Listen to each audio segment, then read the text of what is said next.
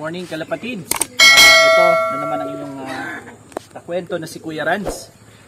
Sa araw na to, isasama ko kayo dito sa preparasyon ko para sa aming nalalapit na last lap ng aming karera ngayong parating na Sunday. Today, November 17, Wednesday, and 3 more days bago yung aming loading and yung last lap ng aming karera.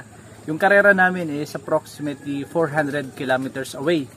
Ito ay magaganap sa Lucena City, Quezon Province. So ngayon, itong araw na to kagagaling lang ng mga ibon namin sa Midtos, almost 100 kilometers away. Karating na sila kanina.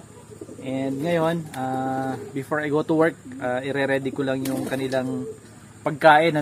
Gusto ko i-share sa inyo yung journey na ito. Magmula dun sa preparation namin, 3 days before the fight, sabi nga. So, what you see, yung nakikita nyo dito sa pagkain nila, may nadagdag na dito na mga additional grains tulad ng safflower seeds. And meron na rin nadagdag dito sa regular flyers mix ko na na rice o brown rice, So may mga pakonti-konti nang nadadagdag para yung tinatawag natin na carbo loading. Nag-uumpisa na tayo na magdagdag ng carbohydrates sa kanilang pagkain. So ito naman, what you see is isang probiotic. Hindi ko muna babanggitin kasi wala pa naman kasi siyang binabayad sa akin. So hindi ko pa siya sponsor. So natin para maganda ang maging droppings nila and makatulong din sa recovery nila galing sa kanilang mid-toss kanina. Miniksan natin ng probiotic yung kanilang pagkain. So ganun lang, ihalo lang natin yan. Kailangan ibigay natin yung best preparation sa ating mga ibon para pagdating ng karera ready sila na ibigay din yung best nila. So eto, halo lang natin. Yung iba nilalagay sa tubig ang probiotics, pero sa akin I prefer na isama na lang sa pagkain kasi kinakain din naman ng ibon ko. And so far yun naman yung nag-work sa kanila. Yun naman yung sistema na okay naman ang result sa mga alaga. So ayan, so ready to to feed yung ating natimplang pagkain sa araw na to. Ayan, yung whistle natin, whistle. Okay, so kalapatids and mga kakwento, gaya ng sinabi ko sa inyo sa mga vlog natin, kahit ngayong stage ng kanilang karera, hindi ko pa rin nakakalimutan ang pagpito kasi memorize na ng mga ibon yung tinuro natin sa kanila na pito equals pagkain. So pipito lang tayo every time magpapakain tayo.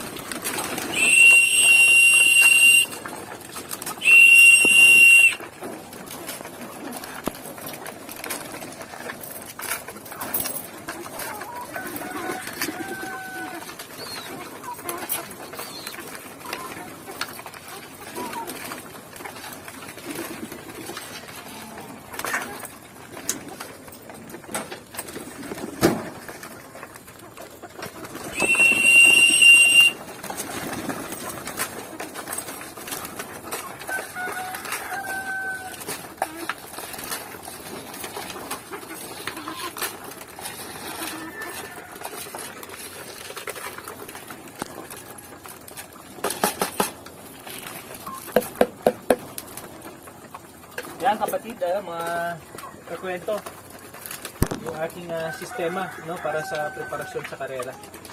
Simple lang naman, hindi tayo masyado magamit sa mga antibiotic o mga imported na supplement. Yan lang, herbal o probiotics, yan lang yung ating mga ginagamit para sa conditioning ng ating mga ibon. So, yun, salamat. Patuloy ko kayong bibigyan ng update, magmula sa araw na to hanggang sa araw ng loading, hanggang sa araw ng karera para ma-update kayo sa mga nangyari dito sa ginawa natin na preparasyon ng ating karera. So, salamat sa inyong pakikinig, salamat sa inyong pagkipagkwentuhan. Gagawin natin tong special edition, isang vlog special edition ng Kwento Kalapatids. Okay, salamat. Happy flying. The next day. Okay, isang malamig na umaga, Kalapatids. Andito tayo para sa day 2 ng ating preparation para sa karera ng aming mga ibon. Yung last lap ng aming karera ngayong linggo. So, eto. Medyo mahamog pa ang kapaligiran na napakaginaw ng hangin. So, ready na kami para sa paronda ng mga ibon namin, 7 o'clock in the morning. Pero bago tayo magparonda, gusto kong ipakilala sa inyo yung mga ibon namin, yung 3 warriors namin na ikakarga namin sa last lap. Ito si Daihado. Yan. Si Daihado ito. Malalaman nyo kung bakit siya Daihado. Bibiting ko muna yon. Pero ito siya. Isa siyang Toldok line ni Maestro Tommy De Vera. Ayan. Papakilala ko rin sa inyo yung dalawa.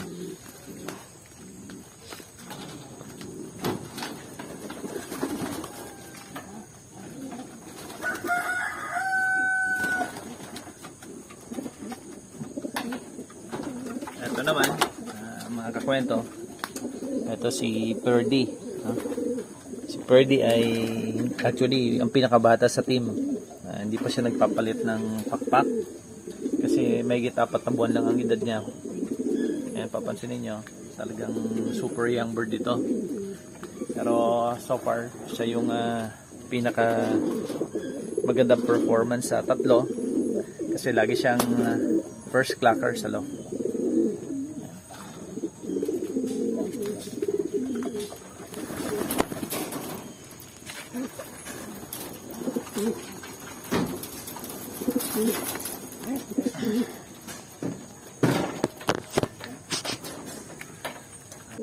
Okay, so ito naman yung ikatlong warrior namin na contender namin. So live din ito. Ito si Bombay. Kung bakit Bombay, secret na lang yun. So ito, mahusay na ibon so far. Pinapabilib niya ako kasi yung lipad niya nung 3 lap, laging yan, tumutubo pa lang yung kanyang pakpak noon. Actually, siyam lang yung kanyang pakpak na nilalaban niya. Itong ikalawang niya, second primary feather niya. Ngayon lang humaba yan. Dati yan, nag-upisa nung first lap, wala. Humaba lang ng humaba. So, sana hindi mahulog yung dulo. So, yan. So, good luck sa tatlong warriors natin.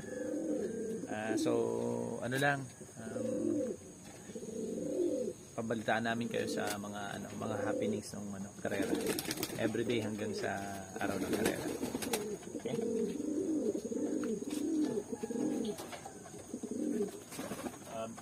Na natin sila.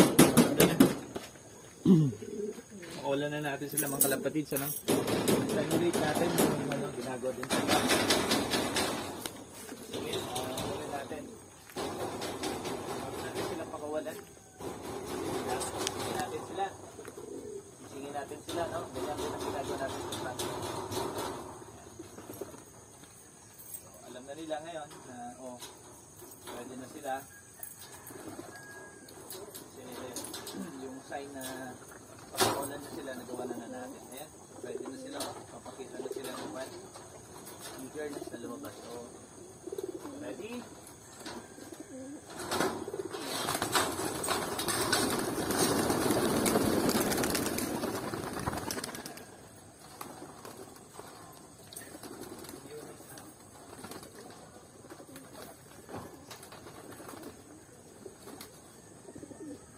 Uy!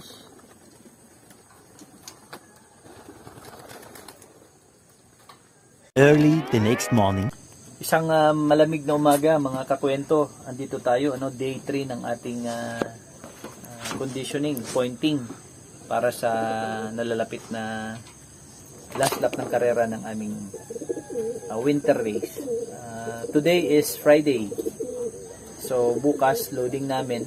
So kaya sinisigurado natin na on top condition yung ating mga ibon. So ngayon papakita ko lang sa inyo na yung ating regimen, yung observation natin sa mga ibon natin. So kinakapan natin yung kanilang mga crop, yung kanilang butsi, para malaman natin kung may problema ba sa digestion nila.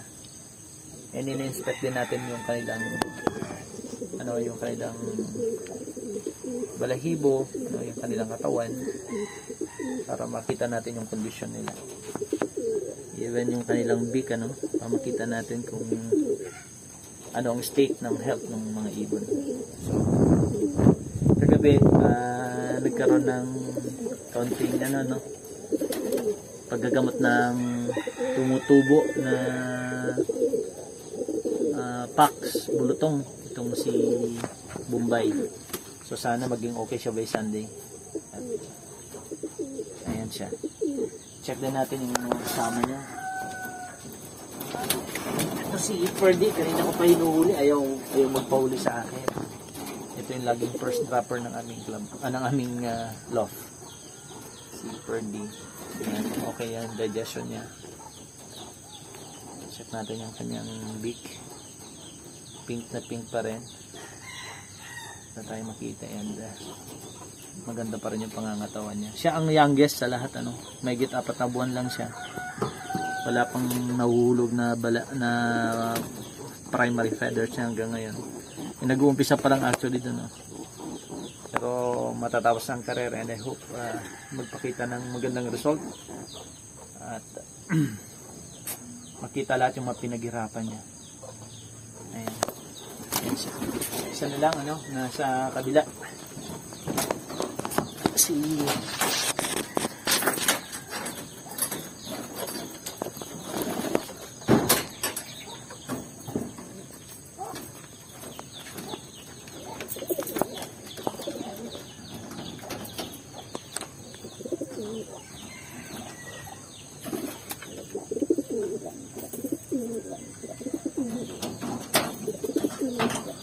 Sigurado natin na nakalock yung ating loft, para maiwasan ng anumang negative na pwede mangyari sa ating mga ibon. So, ito si Daihado, Daihado is a Japanese term, ibig sabihin ay die hard. Kasi ang ibon na to, nakakarating na siya ng last lap na puro siya sakit, cancer, gano'n, nagkaroon pa siya ng bulutong. So, i-check natin yung beak niya, kumusta na yung kanyang cancer. And clean na siya, 99% clean. Ay, gumana yung binigay natin sa kanyang gamot. Nagpupulbos na rin yung kanyang dulo na primary feather. So, sana by Sunday, perfect condition na siya. Ayan, pupulbos na siya. Papakita na siya ng magandang kondisyon. So praying na ang ibon na to magpakita. Kasi ito anak ko ng Tommy De Vera Tuldok line na regalo sa akin ni Mang Tom. Ayan, kalapatid, yan yung sharing ko sa inyo. Ito yung kwento ko sa inyo sa araw na ito. And samahan niyo ako sa dasal para sa magandang performance ng mga ibon na to sa linggo. Sige. The next morning. Isang malamig na umaga mga kakwento. Ito na naman ang inyong kaibigan na si Kuya Ranz. And dito tayo ngayon sa aking loft para sa patuloy natin na pagbabantay, pag-observe ng ating mga alagang ibon. Especially loading day today. Saturday ngayon, November 20. And bukas yung kanilang bitaw, last lap, 400 kilometers mula dito. Lucena City, Quezon Province to San Juan, La Union. So ito, magbabantay tayo ng mga ibon natin, sisilipin natin yung kanilang kondisyon. Ayan guys, tinitingnan natin yung kanilang kondisyon.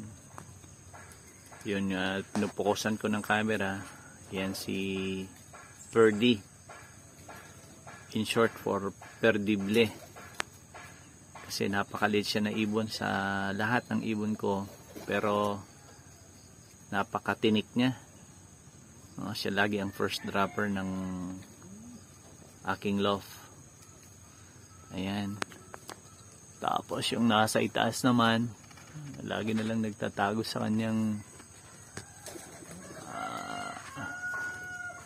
itlugan. Ayun, si Dihado. Dihado kasi feeling ko dihado dahil nung nilaban ko siya second lap, meron na siyang sakit, may cancer siya. Ginamot ko, tinaray ko. Actually, yung unang salang ko sa kanya ay yung unang naibitaw siya ng second lap. Hindi ko alam na may sakit siya. Nung pag-uwi niya, nakita ko lang yung kanyang bunganga, punong-puno ng cancer. Nakauwi pa na, pero nakauwi siya. Then, trinay kong gamutin. Second lap. Ayan, kinarga ko siya sa third lap.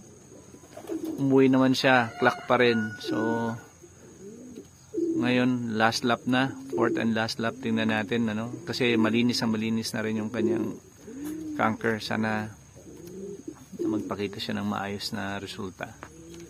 Ayan. Then dito sa kabila, ayun, naantok pa ata ayan si Bombay. Ayun, may ano yung mata niya, may quick heal kasi may attempt na tumubo na ano na bulutong. Sabi ko nga, ano ba, yung mga ibon ko talagang dumadaan ng trial Anyways, yan sila, no, mga kakwento. Abangan ninyo yung resulta bukas. Pero mamaya bibigyan ko pa kayo ng update bago ang loading. Maaga ang loading namin mamaya, mga 2 o'clock loading namin mamaya, 2 in the afternoon, kasi gusto ko magbiyahe yung sasakyan ng mga 4:30 para yung mga ibon makabawi sa pagod. Pagdating dun, gusto ko makapahinga sila mga 2 to 3 hours para bago sila mabitiwan, malakas sila. Ayan sila. So, tulungan nyo rin ako. Yung wish nyo lang na maganda. Though matatapos na yung karera when I posted this video. Pero yun lang, gusto ko lang kayong makasama, makakwentuhan sa journey ng mga ibon namin. Ayan, sige, mga kakwento. Salamat.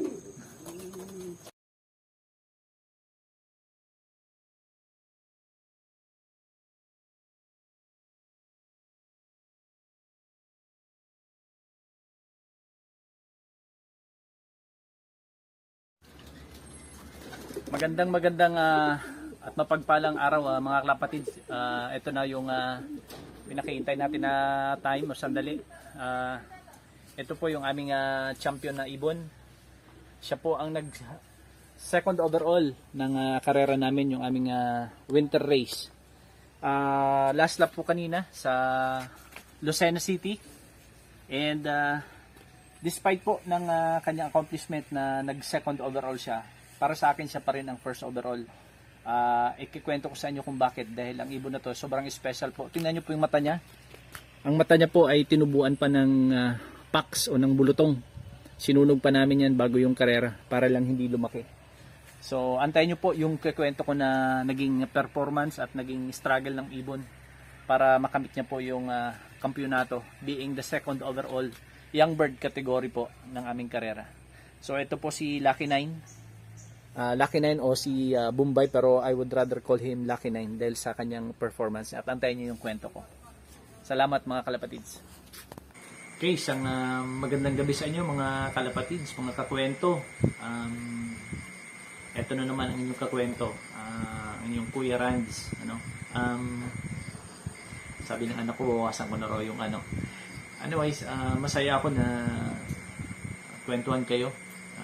Gaya nung nabanggit ko nga sa inyo nung Sunday about dun sa naging accomplishment ng ating isang ibon.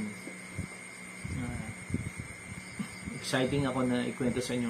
Supposedly kahapon ako magbablog, pero dahil sa dami ng trabaho sa opisina, Ngayon lang ako nagkaroon ng time. Gabi na rin, ano, it's almost 9:30 dito sa amin.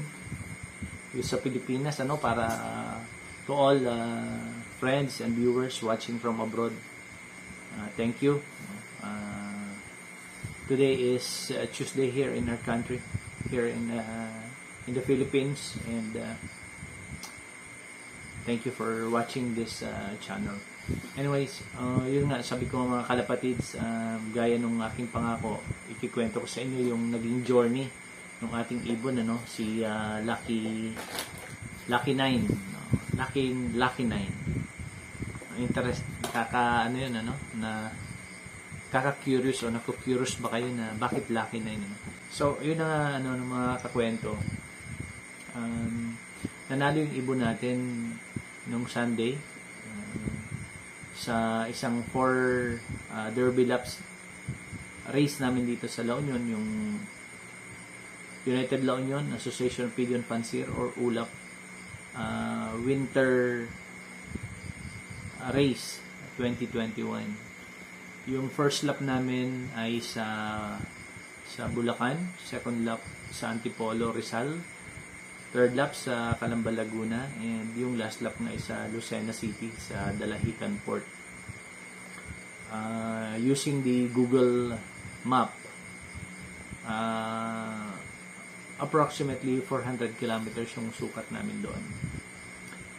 So, it may not be a huge, big win or accomplishment for some, especially to those fanciers na kumakarera sa Manila, na kung saan yung mga karera nila umaabot ng mga 500 kilometers. Pero sabi nga, a win is a win, despite maiksi man yan, na karera para sa iba, para sa amin dito sa La Union, still a reason to celebrate, para sa mga kalapatids. Mababaw lang naman ang kaligayahan nating lahat, di ba? Manalo lang tayo sa fun race, manalo tayo sa sprint race, sa mga pulling king o sa side bet, masaya na tayo. Yan yung bagay, something that this sport gives, sa atin, the happiness, the joy, the excitement. Kaya sabi nga, talagang masarap magkalapate. Si Lucky 9 po ay anak po ng isang tested ko na line dito sa aking loft. Yung line ng Tony Vega. Actually, yan ay apo na nung original na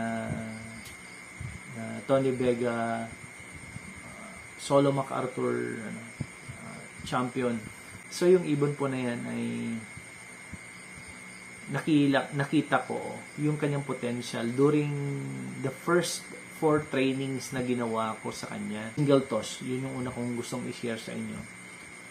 Nung sinisingle toss ko yung mga ibon ko, that time I'm training at least 5 or 6 birds kasama si Lucky 9. And doon ko nakita yung sinabi ni Sir Maestro Tommy De Vera, ni Manong Tommy, na it's good to single toss or triple toss yung mga ibon natin.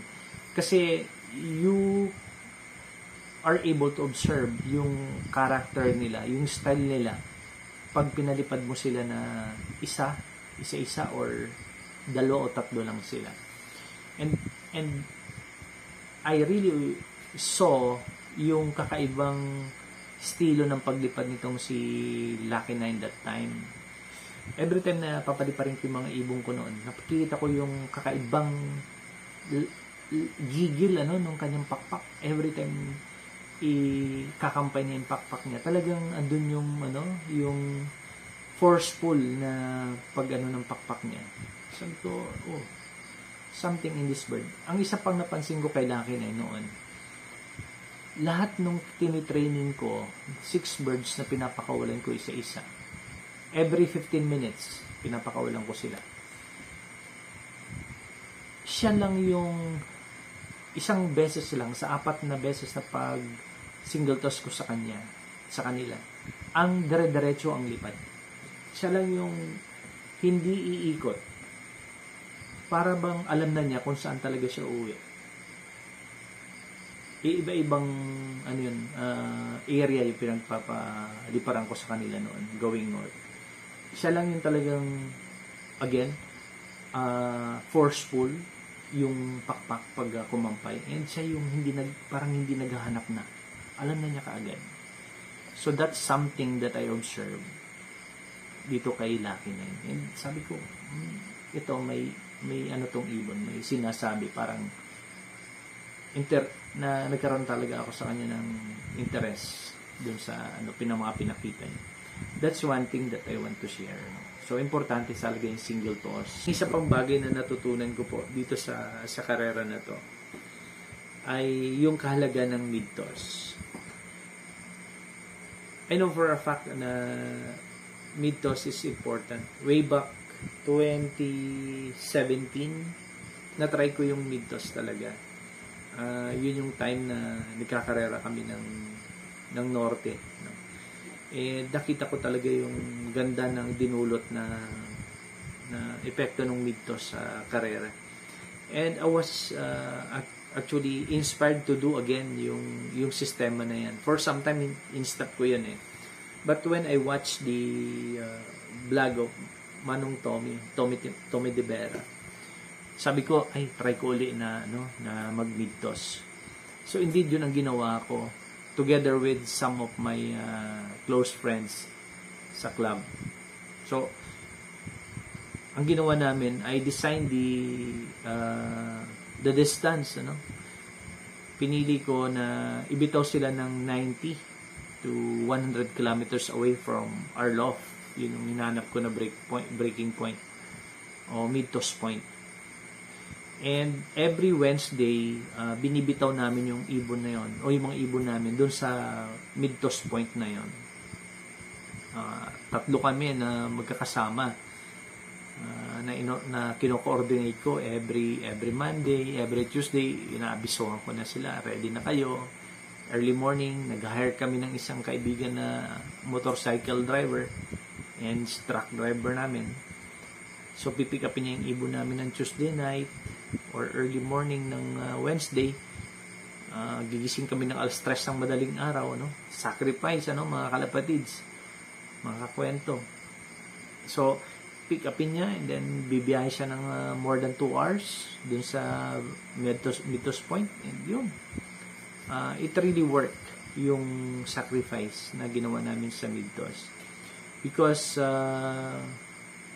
yung last lap namin, only 8 birds were able to made the cut-off time. Nagbitaw kami ng halos 40 birds sa last lap namin, pero only 8 birds made it on time.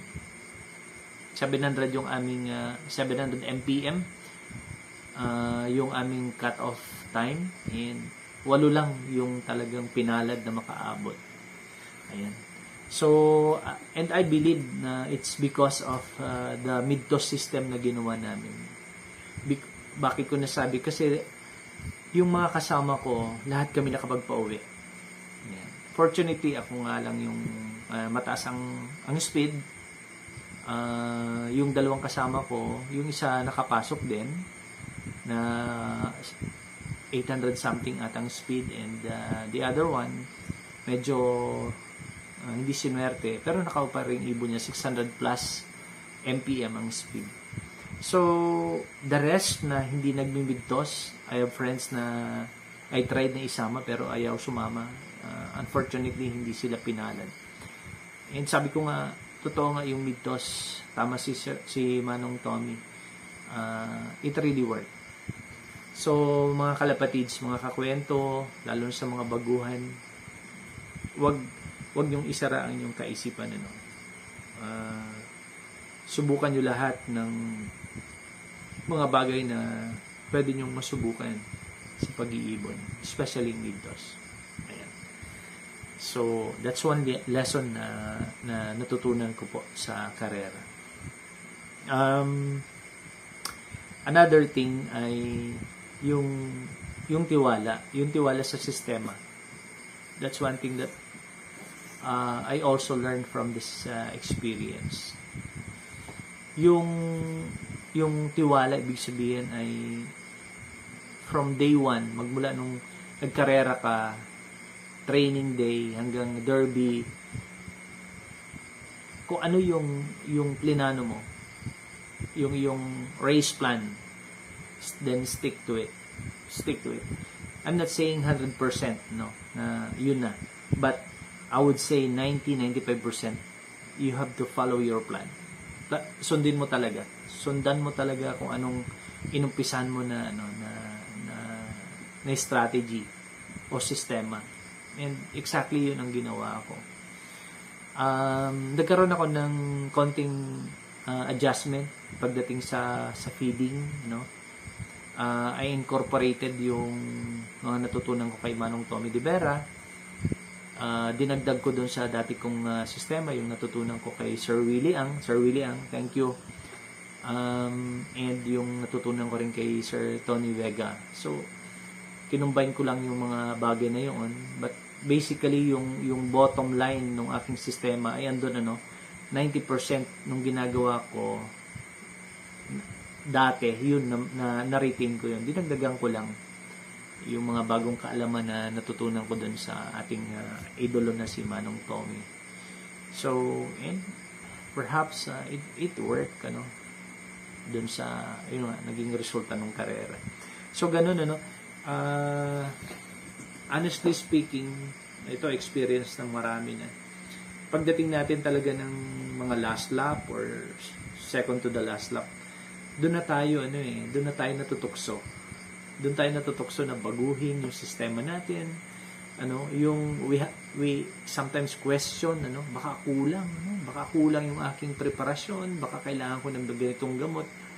Kaya nga I think it's better to stop watching and researching during those weeks na malapit na matapos yung karera. Stop listening to other views about how to condition your bird, because malamang sa malamang babaguhin mo malamang sa malamang papakinggan mo yung mga bagong narinig mo, and that will disrupt or even destroy yung naumpisahan mo, yung nagawa mong maganda para sa mga ibon mo. So yun yung aking message, na wag niyo pong babaguhin kung anong naumpisahan nyo. Bakit? Kasi ang ibon, napakaliit po ng katawan ng ibon. A wonderful creature. And sabi ko, a creature of memory. And once pinalitan natin yung mga pinapasok natin sa kanya, yung mga binibigyan natin ng gamot, o yung pinapagawa natin sa kanyang ehersisyo, o ano man yung sistema, maninibago talaga yung ibon. And maaring yun yung magiging cause nung kanyang downfall, o yung pagbagsak ng kanyang kondisyon. So, wag po nating babaguhin. Pag nang naumpisahan nyo, eto na yung nabuo yung plano, race plan ninyo, sistema ninyo, then stick with it. Have confidence na yun ang magbibigay sa kanya ng panalo. Ayan. So, another thing that I want to share is yung adjustment. Yung adjustment na like yung oras ng pagpapakain. You really have to be updated with the schedule nung karera ninyo, so that you can also adjust with your plan. Dati-rati nagpapakain kami ng mga ibon namin mga 4 o'clock. 4 o'clock papakain na kami. Timely dahil 5 o'clock unloading namin, 5 o'clock in the afternoon. Every Saturday yun. Nung yung Lucena, nagbago na yung schedule, naging 2 o'clock to 3 o'clock na yung loading. Nag-adjust na rin ako sa pagpapakain ko ng mga ibon. Mas maaga ko na rin silang pinapakain ng umaga, mas maaga ko na rin silang pinapakain ng hapon.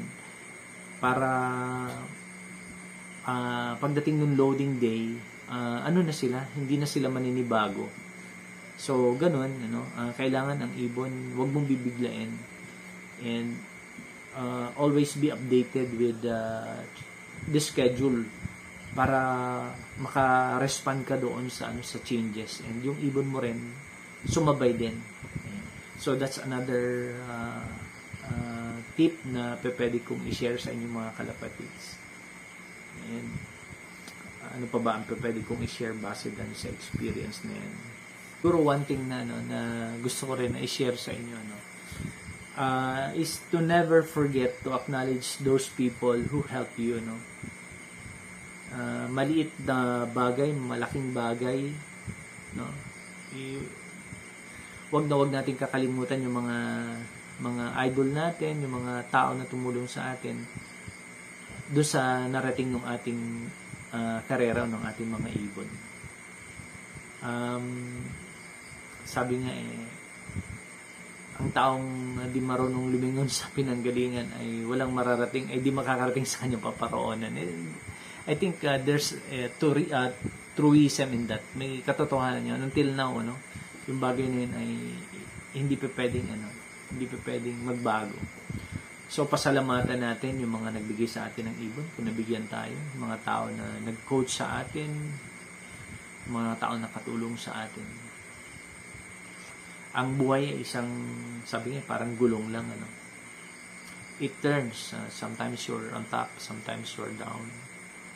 So, huwag tayong makakalimot. Huwag tayong makakalimot. Pasalamatan natin yung mga tao. Huwag natin angkinin lang yung success.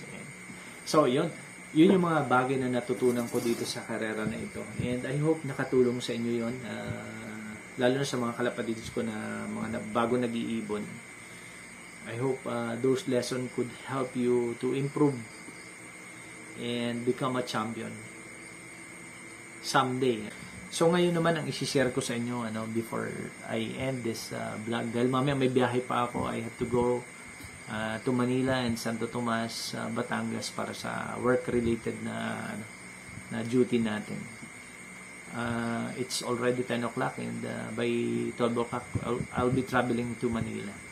So ang gusto kong iwan pa sa inyo na kwento, mga kalapatids, ay yung journey ni Lucky 9. Bakit Lucky 9? Kasi po, unang-una si Lucky 9 po ay lumipad from first lap ng Derby hanggang maglalas lap na kulang po yung kanyang pakpak. 9 lang po yung kanyang primary feather. Ayan. Pinangalanan ko siya ng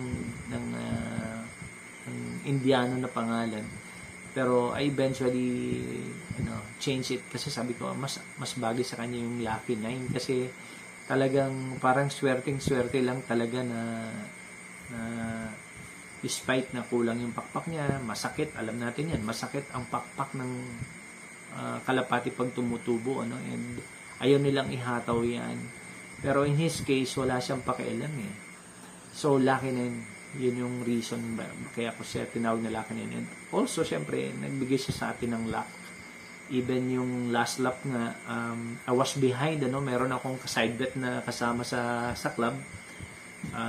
Mga ibon nila during the first few laps, doon sa training namin, yung fun race namin, mga ibon nila nagwa 1,000 to ang speed. 1,000 to ang speed. At lagi silang nasa top 5. Sabi ko, yung ibon ko nung fun race, si Lucky 9, dahil masakit siguro yung pakpak niya, andun siya sa silong, madalas pang 50 siya, ganon, pang 60. Tapos nung nagkaroon na ng healthy na na pustahan, side bet, sabi ko, I trusted in my bird. Sabi ko, sige kako, let's get it on. So, 2 member ng club, pinagbigyan ko dun sa hamon. Ayan. And fortunately, lucky enough, tinalo ko sila pareho.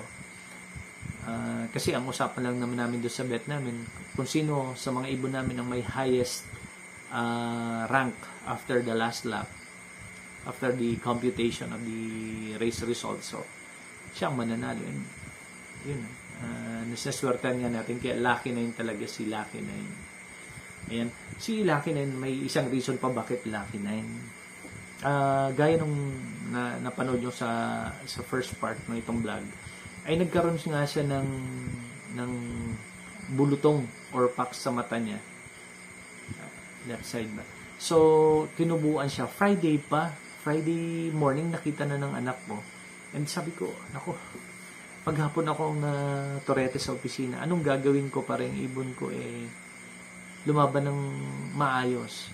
Kung hayaan ko siya, based on experience, kung hayaan ko siya hanggang Sunday, meron siyang pax sa mata, by experience, ang bilis lumaki ng pax ang bilis lumaki ng bulutong.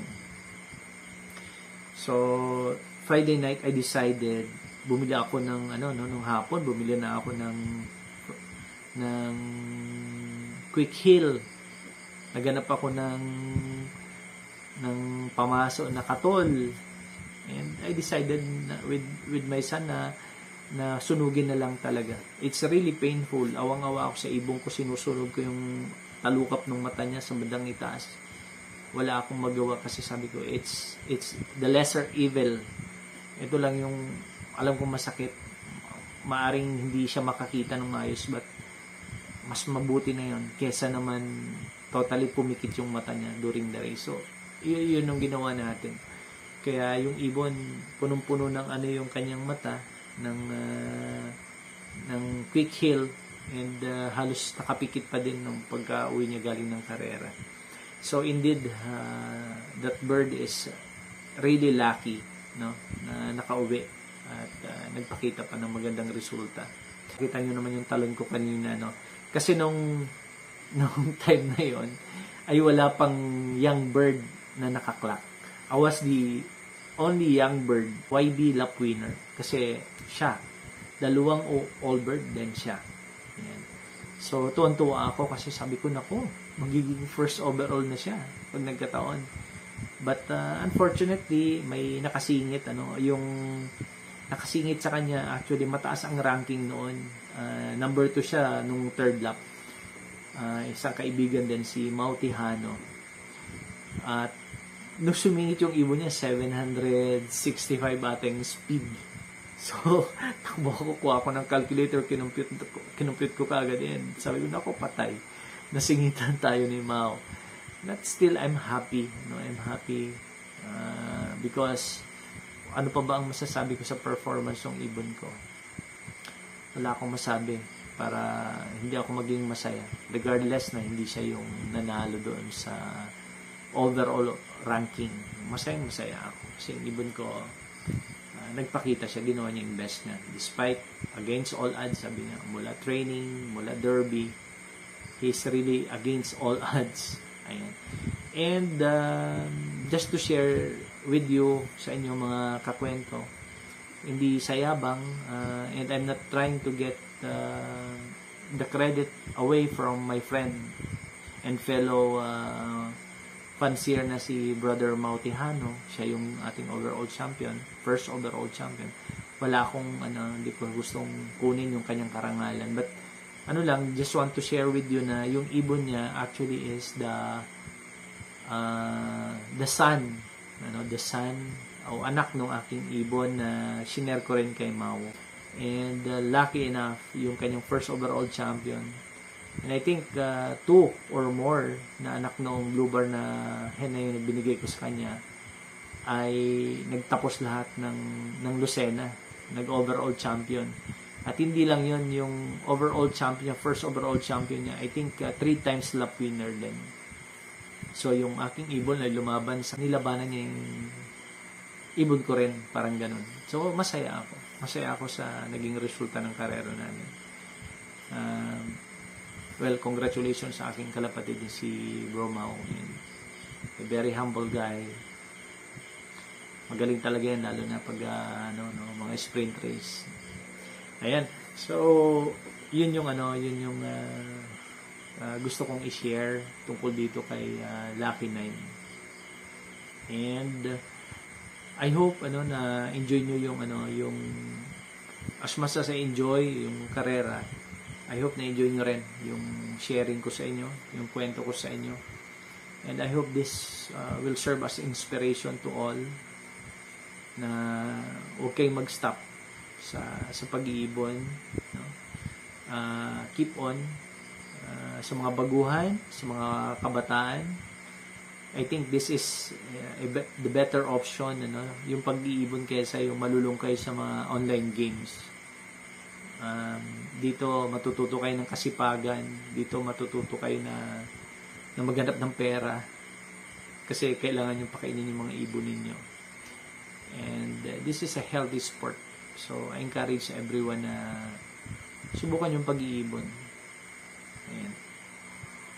So there you go, ano, mga kalapatids, and masaya ako na ikwento sa inyo yung buhay, yung journey ni Lucky Nine. Now si Lucky Nine is retired, ano, semi-retired kasi so far I am not planning to enter him again in any race. Wala muna, diyan muna siya, gagamitin natin siya sa breeder, or perhaps kayo pag na-reach natin yung mga milestone natin sa mga subscriber goals natin, malay nyo magkaroon kayo ng anak ni Lucky Nine, kasi magagawin ko siyang breeder, ibabalik ko siya sa nanay niya, no? Or perhaps paparas ko siya sa isang magandang hen na meron dito sa loob. Ayan, so thank you for listening, my friends. Thank you for taking your time na pakinggan yung aking mga kwento. I'm really happy na nakikita ko yung progress ng aking YouTube channel. As of today, I check, nakita ko 1,510 plus subscriber na po tayo. Thank you to all of you. Thank you. Thank you for supporting me. Thank you for loving all my videos, especially itong latest videos ko. It's almost 7,000 views na rin siya. Hopefully by tomorrow, it's less than a week nung na-post ko. Hindi man ako katulad noong mga magagaling na mga vlogger, yung mga kalapatid natin na talagang iniidolo natin sa pag-iibon. I really don't care kung I'm not at par with them, kasi sa akin naman po kung ano lang po yung alam ko, yun lang, isi-share ko lang sa inyo yun. Ayokong ikumpara yung sarili ko sa kanila. Ang mahalaga po ay nakakatulong ako sa inyo, and you trusted me dun sa mga bagay na isi-share ko sa inyo, and sana i-apply nyo rin po yung mga natututunan nyo sa akin, kasi everything that I share, yung mga kinikwento ko sa inyo, ay galing din po sa experience, and most especially sa mga bagay na natutunan ko sa mga idolo natin. Ayan. So, almost 7,000 views na po tayo. Maraming salamat sa inyo. Please continue supporting my YouTube channel. Mga subscriber ko, mga minamahal kong subscriber, please always watch and share. Malaking bagay po yung sharing, kasi sa akin I only have 30 groups na pinagsisharean ko, and beyond that wala na. Fortunately meron tayong kaibigan, si Bro Carlos Perez, isang bata lang yan na kinabibiliban ko, bata pero kinabibiliban ko. He's really a good person, at a young age, siyang tumutulong sa akin na mag-share. Maraming salamat sa iyo, Bro Carlos. God bless you, and you will have a bright future ahead. Kasi alam ko, bata ka palang, napaka-mature mo. So, siya yung tumutulong po sa akin. So, tulungan niyo po si Bro Carlos to share the things na na-enjoy natin sa vlog ko. Share po natin. Para makatulong din po tayo sa iba. Ayan. So before I end, mga kakwento, I want to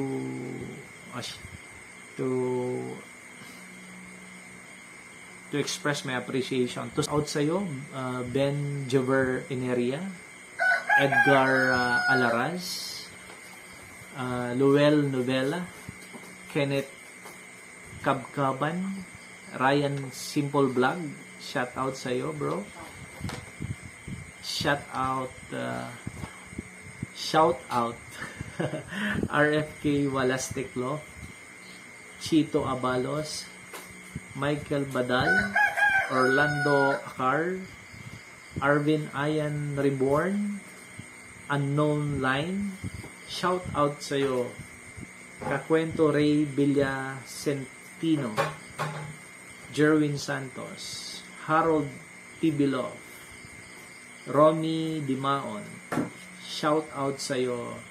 Roldan De Jesus, Guillermo Milagrosa, Canonigo Lifestyle 16. Shout out sa'yo.